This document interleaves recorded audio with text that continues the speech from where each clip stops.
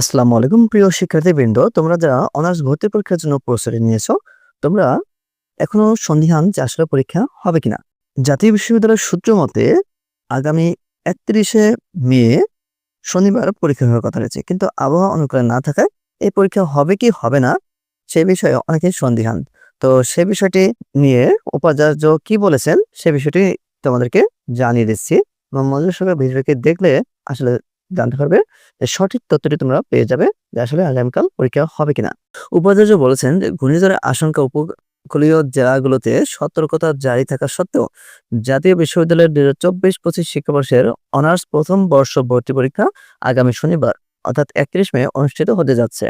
উপকূলের ১৬ জেলায় ৩ নম্বর সতর্ক সংকেত ও জলোচ্ছ্বাসের আশঙ্কার মধ্যেও বিশ্ববিদ্যালয় কর্তৃপক্ষ এই পরীক্ষা গ্রহণে অনড় অবস্থায় রয়েছে বলে জানিয়েছেন বিশ্ববিদ্যালয় কর্তৃপক্ষ। আজ শুক্রবার ৩০ মে রাজধানীর ধানমন্ডি বিশ্ববিদ্যালয়ের নগর কার্যালয়ে এক সংবাদ সম্মেলনে পরীক্ষা সংক্রান্ত বিষয়ে এক প্রেস বিজ্ঞপ্তিতে পরীক্ষার তথ্য জানান বিশ্ববিদ্যালয়ের উপাচার্য এএসএম আমানুল্লাহ। উপাচার্য বলেন, জাতীয় বিশ্ববিদ্যালয়ের ২০২৪-২৫ শিক্ষাবর্ষের অনার্স প্রথম বর্ষ ভর্তি পরীক্ষা একযোগে দেশের ৬৪ জেলায় আগামীকাল শনিবার অনুষ্ঠিত হবে।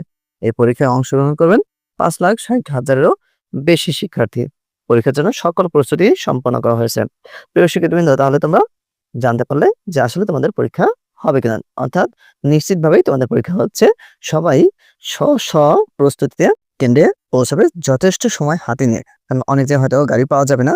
বিভিন্ন ধরনের প্রতিকূল পরিবেশেও তোমাদের কিন্তু পরীক্ষার কেন্দ্রে পৌঁছাতে হবে। তাই সবাই নির্দিষ্ট সময়ের চেয়েও আরেকটু হাতে সময় নিয়ে তারপর পরীক্ষা কেন্দ্রে পৌঁছানোর চেষ্টা করবে। সবার জন্য অনেক অনেক শুভকামনা জানিয়ে শেষ করছি আজকের ভিডিও। আল্লাহ হাফেজ।